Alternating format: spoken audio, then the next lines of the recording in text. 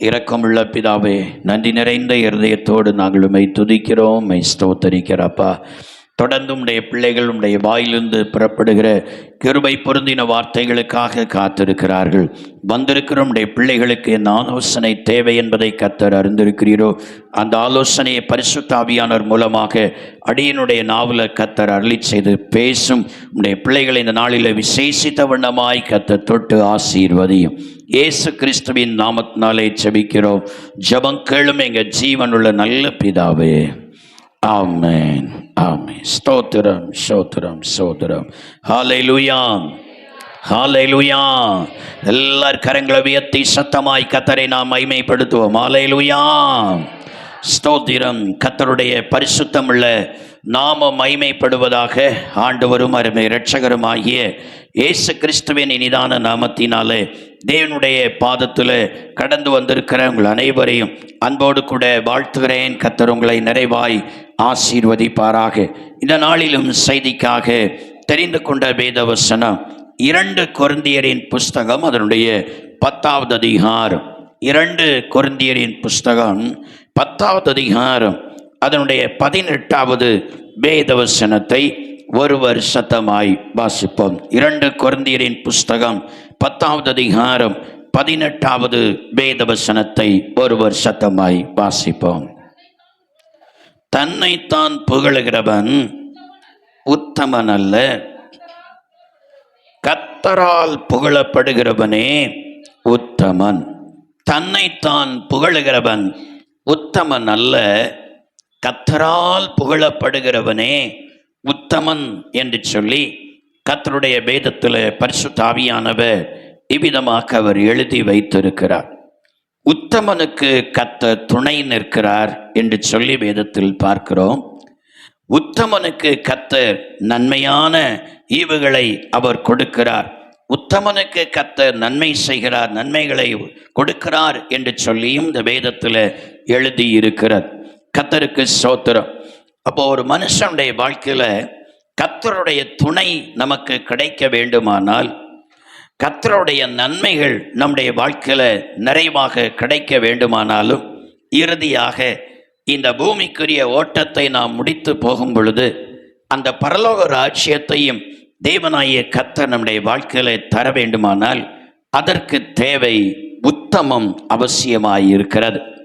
நாம் ரட்சிக்கப்பட்டால் மாத்திரம் போதாது, ரட்சிப்பு அவசியம், ஞானஸ்நானம் அவசியம், பரிசுத்த ஆவியின் அபிஷேகம் அவசியம், கர்த்தருடைய பந்தியில் பங்கெடுக்க வேண்டியது அவசியம், ஓய்வு நாளின் பரிசுத்த ஆராதனை அவசியம், பைபிள் ஸ்டடி அவசியம், உபவாச கூட்டம் அவசியம்.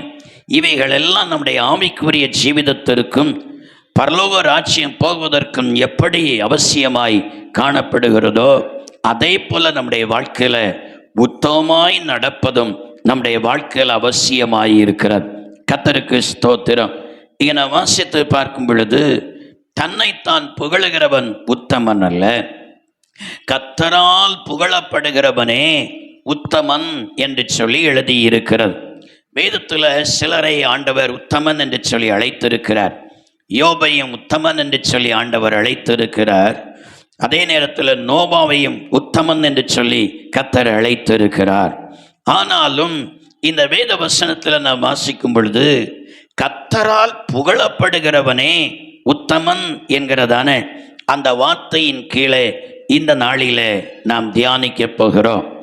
தேவனுடைய நன்மையை பெற வேண்டுமானாலும், அவருடைய துணை நமக்கு கிடைக்க வேண்டுமானாலும், அவருடைய பரலோக ராஜ்யத்தில் வந்து சேர வேண்டுமானாலும், நமக்கு உத்தமம் எப்படி அவசியமாய் இருக்கிறதோ, அந்த உத்தமன் என்று சொல்லி பரலோகத்தின் தேவன் நம்மை அவர் புகழ வேண்டுமானா, நம்மை குறித்து ஆண்டவர் சாட்சி பகர வேண்டுமானா, நம்முடைய வாழ்க்கையில் ஸ்தோத்திரம் இந்த நாமாசத்தை பார்க்கும் பொழுது கர்த்தரால் நாம் புகழப்பட வேண்டும் என்று சொல்லி வேதம் சொல்லுகிறது. அல்லேலூயா. சிலரை ஆண்டவர் உத்தமன் சொல்லி சாட்சியிட்டு இருக்கிறார், சிலரை உத்தமன் என்று சொல்லவில்லை. ஆனால் அந்த உத்தமத்திற்குரிய தேவனால் அவர்கள் புகழப்பட்டிருக்கிறார்கள். கர்த்தருக்கு ஸ்தோத்திரம். கர்த்தரால் புகழப்படுகிற ஒவ்வொரு தேவனுடைய பிள்ளைகளும் அவர்கள் உத்தமராய் அவர்கள் காணப்படுகிறார்களாம். கர்த்தருக்கு ஸ்தோத்திரம். சிலருடைய வாழ்க்கையில் பூமியிலேயே அவர்களை குறித்து சில தெய்வ பிள்ளைகளை குறித்து கர்த்தர் தெய்வ ஊழிய காலத்தில் அவர்களை குறித்து சாட்சியிடுகிறார். ஸ்தோத்திரம். சாட்சியிடுகிறார், அவர்களை குறித்து புகழுகிறார். ஆனால் இன்னும் பலருடைய வாழ்க்கையில, பூமியில அவருடைய வாழ்க்கையில சாட்சியிடுவதற்கு மனிதர்கள் இல்லாவிட்டாலும் அவர்களுடைய சாட்சிகள் பரலோகத்தில் இருக்கிறது. ஸ்தோத்திரம். யோபக்தன் சொல்கிறார், என்னுடைய சாட்சி பரலோகத்தில் இருக்கிறது என்று சொல்லுகிறார். அப்படியானால் பரலோகத்தில் இருக்கிறதான தேவன் அந்த யோபை தன் வாழ்க்கையில அவர் புகழ்ந்து பேசி கொண்டிருக்கிறார். அல்லேலூயா. சிநேகிதர்கள் யோபை புகழவில்லை, அதற்கு பதிலாக அவனை குற்றம் சாட்டிதான் அவருடைய சிநேகிதர்கள் அனைவருமே பேசினார்கள். அவருடைய சொந்த சரீரமாய் காணப்படுகிறதான அவருடைய மனைவி, அத்தனை வருஷம் அவரோடு கூட வாழ்ந்த மனைவி அவனை குறித்து சாட்சி கொடுக்கவில்லை, புகழவில்லை. அதற்கு பதிலாக நீர் தேவனை தூஷித்து ஜீவனை விடும் என்று சொல்லி சாகத்தான் மனைவி சொன்னாலே தவிர உயிர் வாழ்வதற்கோ அவருடைய உத்தமத்தை குறித்தோ அவருடைய குணாதிசயத்தை குறித்தோ மனைவி சாட்சி கொடுக்கவில்லை. ஆனால் பரலோகத்தில் இருக்கிற தேவனோ அந்த யோபை குறித்து அவர் சாட்சி கொடுத்தார். அல்லேலூயா, ஹல்லேலூயா. அதே போல சிலருடைய வாழ்க்கையை பார்ப்பதற்கு மற்றவர்களால் அற்பமாய் எண்ணப்படலாம். ஏன்னு சொன்னால் சிலருக்கு மனுஷருடைய பார்வையில் அவர்களுக்கு நல்ல சாட்சி இல்லை. அவர்கள் மனுஷர்களை சில நேரங்களுடைய கிரியைகளை பார்த்து அவருடைய சில குணாதிசயங்களை பார்த்து அற்பமாக எண்ணுவார்கள், அற்பமாக பேசுவார்கள், குற்றம் சாட்டுவார்கள், நிந்திப்பார்கள், தூசிப்பார்கள். ஆனாலும் அப்படிப்பட்ட மனிதர்களையும் கூட ஆண்டவராகிய கர்த்தர் இந்த வேதத்தில் அவர் புகழ்ந்திருக்கிறதை இந்த வேதத்தில் நாம் பார்க்கிறோம். அல்லேலூயா. மனிதர்களால் குற்றம் சாட்டப்பட்ட, மனிதர்களால் அற்பமாய் பேசப்பட்ட, மனிதர்களால் ஸ்தோத்திரம் நிந்தித்து பேசப்பட்ட சிலரை கர்த்தர் என்ன செய்திருக்கிறார்? அவர் புகழ்ந்து பேசி இருக்கிறார். ஆகையினால கர்த்தர் ஒரு மனிதனை புகழ்ந்து பேசினாலே அவர்களை அவர் உத்தமராய் மாற்றுகிறார், அவர்களுக்கு துணை நிற்கிறார், அவர்களுக்கு நன்மையான ஈவுகளை கொடுக்கிறார், அவர்களை முடிவில் பரலோக ராஜ்யத்திலும் கர்த்தர் கூட்டி சேர்க்கிறார். அல்லேலூயா, ஹல்லேலூயா. கர்த்தருக்கு ஸ்தோத்திரம்.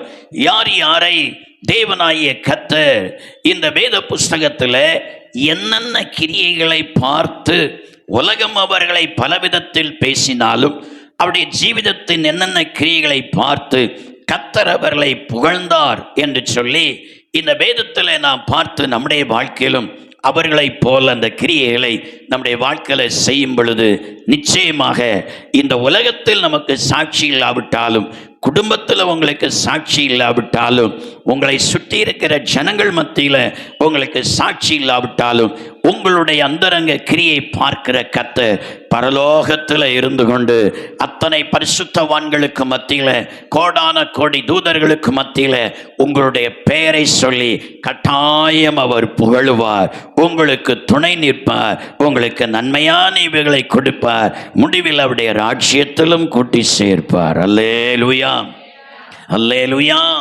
கர்த்தருக்கு ஸ்தோத்திரம். அப்படியானால் நம்முடைய வாழ்க்கையில் என்ன கிரியைகளை பார்த்து இந்த தேவன் அவர் புகழுகிறார், நாம் என்ன செய்ய வேண்டும்? தேவன் புகழுவதற்கு நாம் என்ன செய்யணும்? வேதம் என்ன சொல்லுகிறது? வேதத்தை நாம் வாசித்து பார்க்கும் பொழுது 1 ராஜாக்களின் புஸ்தகம் அதனுடைய 21வது அதிகாரம், 1 ராஜாக்களின் புஸ்தகம் 21வது அதிகாரம் அதனுடைய 28, 29 வேத வசனங்களை ஒருவர் சத்தமாய் வாசிப்போம். 1 ராஜாக்களின் புஸ்தகம் அதனுடைய 21வது அதிகாரம் 28, 29 ஒருவர் சத்தமாய் வாசிப்போம். அப்பொழுது கர்த்தருடைய வார்த்தை திஸ்பியனாகிய எலியாவுக்கு உண்டாயிற்று. அவர், ஆகாப் எனக்கு முன்பாக தன்னை தாழ்த்தினதை கண்டாயா? அவன் எனக்கு முன்பாக தன்னை தாழ்த்துகிறபடியினால் நான் அவன் நாட்களில் அந்த பொல்லாப்பை வரப்பண்ணாமல் அவன் குமாரன் நாட்களில் அதை அவன் வீட்டின் மேல் வரப்பண்ணுவேன் என்றார். அல்லேலூயா. பரலோகத்தில் வீற்றிருக்கிறதான தேவன் எலியாவை கூப்பிட்டு சொல்லுகிறார், எலியாவே, ஆகாப்பு எனக்குன்பதாக தன்னை தாழ்த்தினதை நீ கண்டாயா? அல்லேலூயா. கர்த்தர் சாட்சியிடுகிறார், ஆகாப்பு தன்னை தாழ்த்தினதை அவன் அந்தரங்கத்தில், ஒரு பெரிய ராஜா, இஸ்ரவேலின் ராஜா, இஸ்ரவேலுக்கு ராஜாவாக இருக்கிற அந்த ஒரு பெரிய ராஜா அவன் அந்தரங்கத்தில் தன்னை தாழ்த்தினதை எலியா காணவில்லை. அவனுடைய வெளியரங்கமான காரியங்களையும் கிரியைகளைத்தான் எலியா கண்டான், அவன் கேள்விப்பட்டான். அல்லேலூயா, ஸ்தோத்திரம். ஆனால் அவனுடைய அந்தரங்கத்தில் ஆண்டவர் கண்ட அந்த காரியத்தை, இந்த ஆகாப்புக்கு மேல கடும் கோபத்தில் இருக்கிறார் எலியா. ஸ்தோத்திரம். ஏன்னு சொன்னால் இந்த ஆகாப்பு தேசத்தில் அதிகமான விக்கிரக ஆராதனைகளை தூண்டி விட்டு விட்டான். அவனுடைய மனைவி ஏசபேல், ஸ்தோத்திரம், அதிகமான விக்கிரக ஆராதனைகளை, ஸ்தோத்திரம், தேசத்தில் எழுப்பி விட்டாள். கர்த்தருடைய ஊழியக்காரர்களை எல்லாம் கொலை செய்கிறார். ஸ்தோத்திரம். தேவனுடைய பிள்ளைகளை பகைக்கிறார். அந்த அளவுக்கு ஆண்டருடைய பிள்ளைகளை நெருக்கி ஒடுக்கி, ஸ்தோத்திரம், ஆமா, தேசத்துல பெரிய விக்கிர ஆராதனைகளை எழுப்பினவர்கள் தான் இந்த ஆகாப்பு, ஈசபேல். ஸ்தோத்திரம். ஆனால் கர்த்தர் எலியாவை பார்த்து சொல்கிற, எலியா, நீ ஆகாப்புக்கு மேல இவ்வளவு கோபமா எரிச்சலா இருக்கிறியே, அவன் செய்த கிரியைகள் எல்லாம் பார்த்து கோபமா இருக்கிறியே, இதோ பார், அவன் அந்தரங்கத்தில் எனக்குன்பதாக அவன் தாழ்த்தினதை நீ பார் என்று சொல்லுகிறார். அல்லேலூயா, அல்லேலூயா. அப்போ ஒரு மனுஷன் தன்னுடைய வாழ்க்கையில கர்த்தருக்கு முன்பதாக யார் தன்னை தாழ்த்துகிறார்களோ அவர்களை குறித்து பரலோகத்தில் வீற்றிருக்கிற தேவன் புகழுவார். அல்லேலூயா, ஹல்லேலூயா. கர்த்தருக்கு ஸ்தோத்திரம். உலகம் உங்களை அற்பமாக எண்ணலாம், உலகம் உங்களை பரியாசம் பண்ணலாம், உங்களை உலகம் பலவிதத்தில் தூஷித்து பேசிக்கொண்டு இருக்கலாம், உங்களை குறித்து பல வார்த்தைகளை சொல்லி கொண்டு இருக்கலாம். பலர் உங்க காதுகளில் வந்து உன்னை குறித்து இப்படிலாம் சொல்றாங்க என்று சொல்லலாம். ஆனால் என்னதான் உலகத்தார், குடும்பத்தார், ஜனத்தார் உங்களை அற்பமாக எண்ணி உங்களை நிந்தித்து தூஷித்து பேசிக்கொண்டிருந்தாலும், ஸ்தோத்திரம், உங்களுடைய வாழ்க்கையில கர்த்தருக்கு முன்பதாக உங்களை தாழ்த்துகிற ஒரு சுவாபம் இருந்தா, தாழ்த்தினால் உங்களை குறித்து, ஸ்தோத்திரம், உலகத்தில் சாட்சி இல்லாம அநேகர் இகழ்ந்து பேசினாலும் பரலோகத்தில் இருக்கிற தேவன் அநேக கோடான கோடி பரிசுத்தவான்களுக்கு மத்தியில, கோடான கோடி தூதர்களுக்கு மத்தியில, பரலோகத்தில் இருக்கிற பிதாவாகிய தேவனுக்கு உண்பதாக உங்களுடைய பெயரை சொல்லி, இந்த மகள், இந்த மகன் எனக்கு உண்பதாக தன்னை தாழ்த்தினார்கள் என்று சொல்லி கர்த்தர் புகழ்ந்து சாட்சி கொடுப்பார். கரங்களை தட்டி கர்த்தரை நாம் மகிமைப்படுத்துவோம். அல்லேலூயா, ஹல்லேலூயா. அப்பொழுது நன்மையான ஈவுகள் நம்மை தேடி வரும். அப்பொழுது நம்முடைய வாழ்க்கையில, ஸ்தோத்திரம், அந்த நன்மையான ஈவுகளோட கர்த்தருடைய துணையும் நமக்கு கிடைக்கும். அப்போ உலகத்தார் சொல்லுவாங்க, அடுத்து சொல்லுவாங்க, என்ன சொல்லுவாங்க தெரியுமா? முதல்ல நல்லா தூஷித்தவங்க, பேசினவங்க, நிந்தித்தவங்க, நம்முடைய வாழ்க்கையில நம்முடைய அந்தரங்கத்தின் தாழ்மையை ஆண்டவர் கண்ணோக்கி பார்த்து தேவன் நமக்கு நன்மை செய்கிற நேரத்தில், நமக்கு துணை செய்கிற நேரத்தில், பாரு அவ எப்படி நடந்தா பாரு, எப்படிலாம் தெரிஞ்சா பாரு, அவனை வாழ்க்கையை பாரு, இவளுக்கு வாழ்க்கையை பாரு, இப்படி நடந்தவளுக்கு தான் இன்னைக்கு நல்ல காலம் பிறந்திருக்குன்னு சொல்லுவாங்க. அல்லேலூயா. அவர்களுக்கு தான் நன்மை நடக்கிறது. ஆமா, கடவுளும் இன்னைக்கு அவள் பக்கம்தான் இருக்கிறார், அவங்க பக்கத்துலாம் இருக்கிறார்.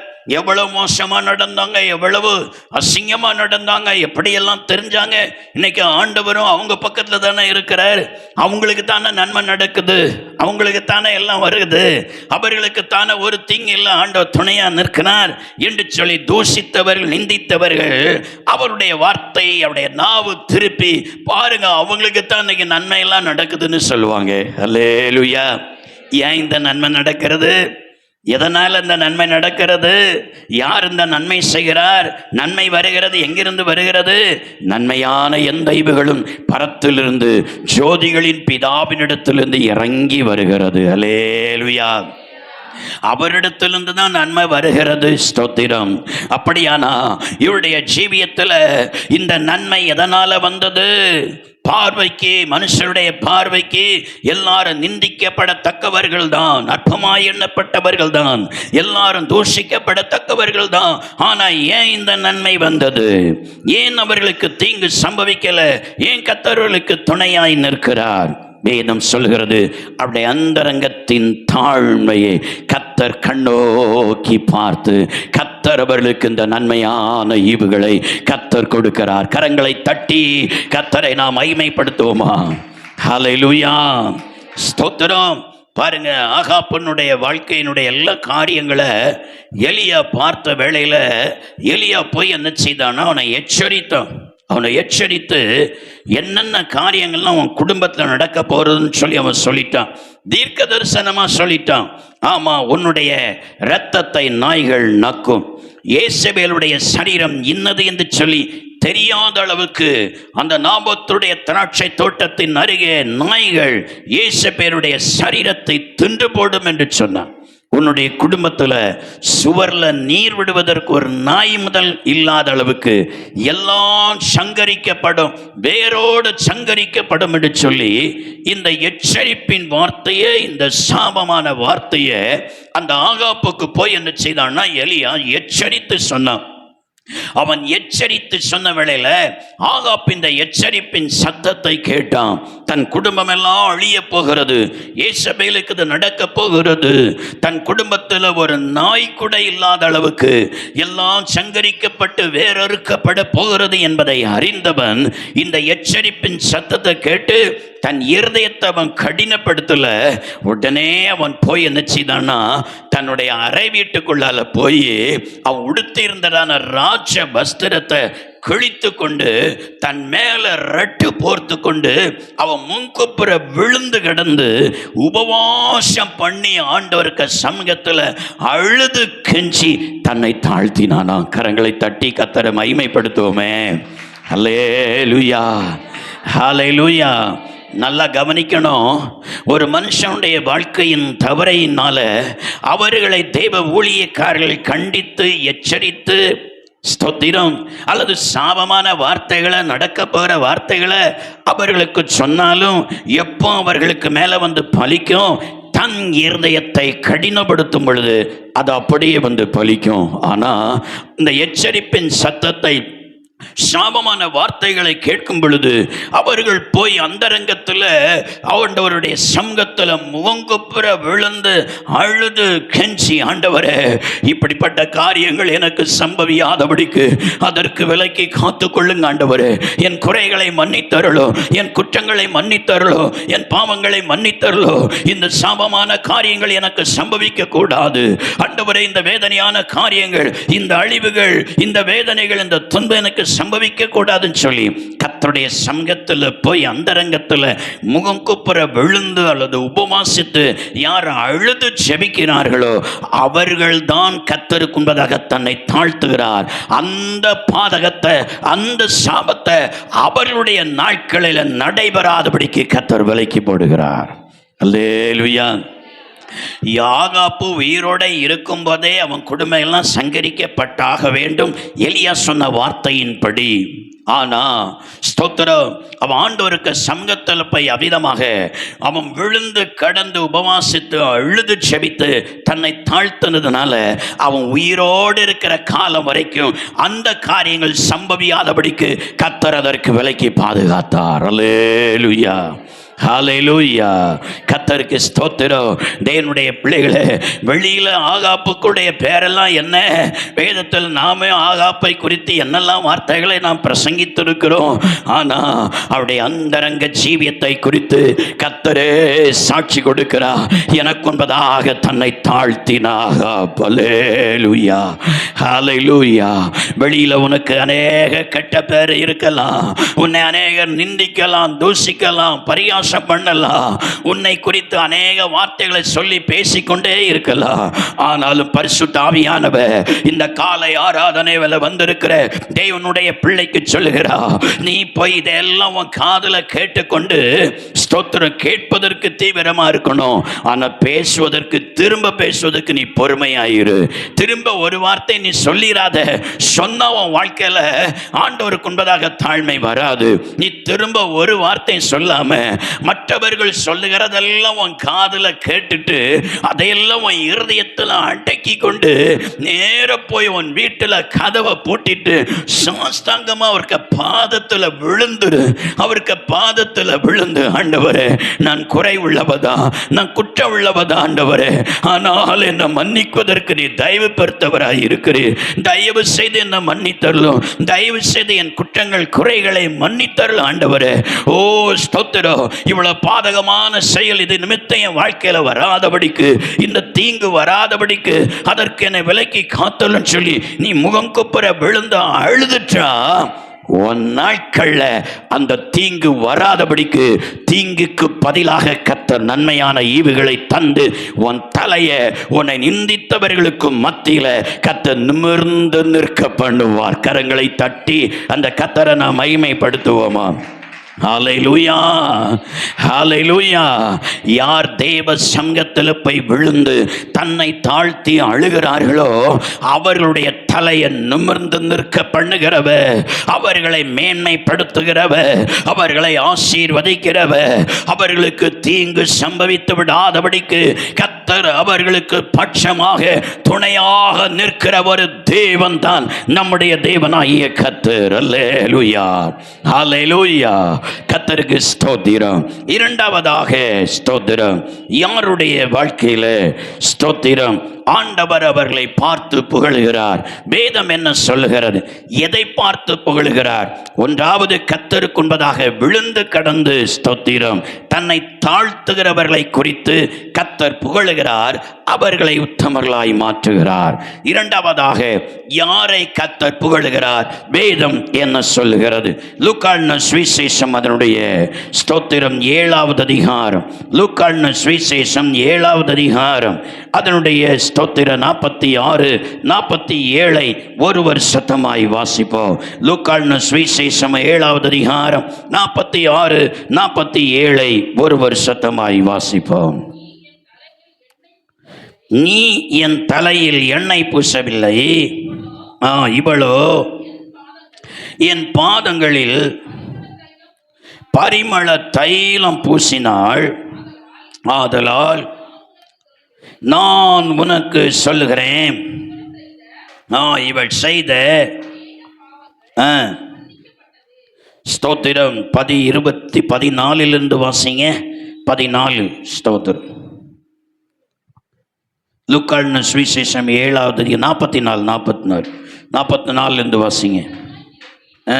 ஸ்திரீயிடமாய் திரும்பி சீமோனை நோக்கி, இந்த ஸ்திரீயை பார்க்கிறாயே, நான் உன் வீட்டில் பிரவேசித்தேன், நீ என் கால்களுக்கு தண்ணீர் தரவில்லை, இவளோ கண்ணீரினால் என் கால்களை நனைத்து தன் தலைமயிரினால் அவைகளை துடைத்தாள். நீ என்னை முத்தம் செய்யவில்லை, இவளோ நான் உட்பிரவேசித்தது முதல் என் பாதங்களை ஓயாமல் முத்தம் செய்தாள். நீ என் தலையில் எண்ணெய் பூசவில்லை, இவளோ என் பாதங்களில் பரிமள தைலம் பூசினாள்.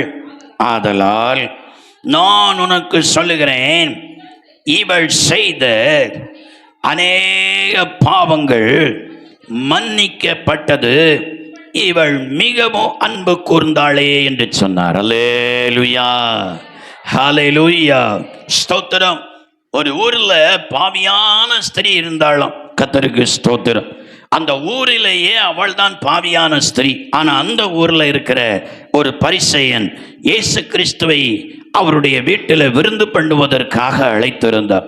இயேசுவும் அவருடைய சீசர்களும் அந்த பரிசேயனுடைய வீட்டில் விருந்து புசிப்பதற்காக வீட்டுக்குள் பிரவேசித்தார்கள். அப்பொழுது அனுமதி இல்லாத ஒரு பெண், ஸ்தோத்திரம், அந்த ஊரிலேயே பாவியாக வாழ்ந்த பெண், அந்த ஊரில் அவளுக்கு ஒரு சாட்சி இல்லை. ஒரு மனிதர் கூட அவளை குறித்து ஒரு சாட்சி சொல்ல மாட்டார்கள். அவளை குறித்து விசாரித்தாலே அவளா சி என்று சொல்லுவார்கள். கர்த்தருக்கு ஸ்தோத்திரம். ஊரில் அவளுக்கு ஒரு சாட்சியுமே இல்லை. அவளா சி என்று சொல்லி எல்லாரும் அவளை அற்பமாய் எண்ணுவார்கள், அற்பமாய் பேசுவார்கள், நிந்தித்து பேசுவார்கள். ஆனால் அப்படிப்பட்ட அந்த சி என்று சொல்லி அழைக்கப்பட்ட மனுஷரால் மிகவும் அற்பமாய் எண்ணப்பட்ட அந்த ஸ்திரீ இயேசு கிறிஸ்து அந்த வீட்டில் வந்திருக்கிறார் என்பதை கேள்விப்பட்ட வேளையில் பாருங்க, யாருடைய அழைப்போ அனுமதியோ இல்லாம அவ நேர வந்து அவருடைய பாதத்தில் விழுந்து கண்ணீர் விட்டு அழ ஆரம்பித்தாளாம். அல்லேலூயா, அல்லேலூயா. இயேசு கிறிஸ்துனுடைய பாதத்தில் வந்து கண்ணீர் விட்டு அழுகிறா. ஸ்தோத்திரம். இயேசுவின் பாதத்தில் கண்ணீர் விட்டு அழணும்னா எல்லாரும் இவளை சீ என்று சொல்லுகிறதை எண்ணி அவருடைய பாதத்தில் வந்து விழுந்தவ அவரை எண்ணுகிற நேரத்தில் அவர் பரிசுத்தர். அல்லேலூயா. அவர் பரிசுத்தர், எல்லா மனுஷராலும் புகழப்படத்தக்கவர். அப்ப இந்த சி என்று சொல்லி இகழப்படுகிற அந்த பெண்மணி இயேசுவின் பாதத்தில் விழுந்தா எப்படி அழுது இருப்பா? ஐயோ நான் ஒரு பாவியான ஸ்திரீ, ஐயோ நான் ஒரு பாவியான ஸ்திரீ, ஆண்டவரே என் பாவங்களை எல்லாம் மன்னிக்கணும், என் அக்கிரமங்களை எல்லாம் மன்னிக்கணும், என்னை எல்லாரும் சி என்று சொல்லுகிறதான இந்த பாவங்களை எல்லாம் மன்னிக்கணும் சொல்லி அவருடைய பாதத்தில் விழுந்து அழுது அவருடைய பாதத்தில் கண்ணீராலே நனைத்து விட்டாளாம். அல்லேலூயா, அல்லேலூயா. அவரை விருந்துக்கு அழைத்த பரிசேயனுக்கு கடும் கோபம் வருது. ஏன்னா அவன் அந்த ஊரில் இருக்கிறான், இவளை குறித்து அநேக காரியங்களை கேள்விப்பட்டு இருக்கிறான், பார்த்து இருக்கிறான். ஆகையினால இப்படிப்பட்டவ என் வீட்டுக்கு வரலாமா? இவ எவ்வளவு பாவியான ஸ்திரீ, இவ என் வீட்டுக்குள்ள வரலாமா? அதிலும் இயேசு கிறிஸ்துவுக்கு பாதத்தில் வந்து விழுந்து கிடந்து கண்ணீரை சிந்தி அழுறா, அவருக்கு பாதத்தை முத்தமிடுகிறா. இவர் பரிசுத்தமான தேவனாயிருந்தால், ஒரு தீர்க்கதரிசியாயிருந்தால், இவ தன்னை தொடுகிறவள், இவ்வளவு அழுகிறவ யாருன்னு அவருக்கு தெரியுமே. தெரிஞ்சு அவரை என் காலை நீ தொடாத, என்னை விட்டு விலகிப்பன்னு சொல்லியிருக்கணுமே, அது அதை செய்யலையே. இயேசுவுக்கு மேலையும் மன வருத்தம், அவளுக்கு மேல கடுங்கோபம். அல்லேலூயா. எதனால? அவளுடைய பாவத்தினால, அவளுடைய கிரியைகளினால, இயேசு அவருடைய பாதத்தில் இடம் கொடுத்ததுனால இவருக்கு மேல மன வருத்தம், அவளுக்கு மேல கடும் கோபத்தில் அப்படியே முறுமுறுத்து கொண்டே இருக்கிறான். அல்லேலூயா, சோத்திரம். அவன் முறுமுறுத்து கொண்டிருக்கிற அந்த நேரத்தில் தான் இயேசு கிறிஸ்து அத்தனை பேருக்கு முன்னதாக அந்த பரிசேயனாகிய சீமோனை அழைத்து சொல்கிறார், சீமோனே, நான் உன் வீட்டுக்கு வந்தேன், நீ என் பாதங்களை கழுவதற்கு தண்ணீர் தரவில்லை. ஸ்தோத்திரம். இவளை பார், நான் வந்த நேரத்திலிருந்து என் பாதங்களை கண்ணீரினால் நனைக்கிறாள். பார், என் பாதங்களை முழுவதும் கண்ணீரால் நனைக்கிறாள். நீ என்னை முத்தம் செய்யவில்லை, இவளோ என் பாதங்களை ஓயாமல் முத்தமிட்டு கொண்டிருக்கிறாள். நீ என் தலையில எண்ணெய் பூசவில்லை, இவளோ பரிமள தைலத்தை என் பாதங்களை பூசினாள். ஆகினால சீமோனே, நான் உனக்கொன்று சொல்லுகிறேன், இவள் செய்த அநேக பாவங்கள் எல்லாம் இவளுக்கு மன்னிக்கப்பட்டது என்று சொல்லி இயேசு அத்தனை பேருக்கு மத்தியிலும் சொன்னார். அல்லேலூயா, அல்லேலூயா. நீ இவள் செய்த பாவத்தை வச்சு தானே இவளை சீன்னு சொல்ற, அதனால தானே இவ இங்க எப்படி வரலாம் என்று சொல்லி முறுமுறுத்து கொண்டிருக்கிற, அதனால தானே என்னையும் மனஸ்தாபப்படுகிற. இவள் செய்த பாவம் தானே உன் கண்ணு முன்னால நிற்கிறது. ஆனா இவள் பாவம் செய்தாலும் இப்பொழுது இவள் செய்த இந்த கிரியையினால என் பாதத்தில் வந்த அந்த பாவத்திற்காக மனம் கசந்து அவள் அழுது கண்ணீரை வடித்ததுனால இவள் செய்த அநேக பாவங்களும் இவளுக்கு மன்னிக்கப்பட்டு விட்டது என்று சொல்லி கர்த்தர் சாட்சி கொடுத்தார். அவளை குறித்து புகழ்ந்தார். கரங்களை தட்டி கர்த்தரை நாம் மகிமைப்படுத்துவோம். ஹல்லேலூயா, ஹல்லேலூயா, ஸ்தோத்திரம். அப்படியானா இரண்டாவதாக கர்த்தர் யாரை புகழுகிறார் தெரியுமா? பாவம் செய்யாத மனுஷன் இந்த உலகத்துல யாருமே இல்லை. வேதம் சொல்லுகிறது எல்லாரும் பாவம் செய்து தேவ மகிமை அற்றவர்களாய் காணப்படுகிறான்னு சொல்லி எழுதியிருக்கிறது. சிலருடைய பாவங்கள் வெளியரங்கமாகி விடுகிறது. வெளியரங்கமாகிற நேரத்தில் அவருடைய பாவத்திற்குரிய தண்டனை அது நியாய தீர்ப்புக்கு முந்திக் கொள்ளுகிறது. ஸ்தோத்திரம். ஆனால் சிலருடைய பாவமோ வெளியரங்கமாகல, அது அந்தரங்கத்திலே இருக்கிறது. அது அவர்களை நியாய தீர்ப்புல கொண்டு வந்து நிறுத்துகிறது. அல்லேலூயா. ஆவியை மழை போலே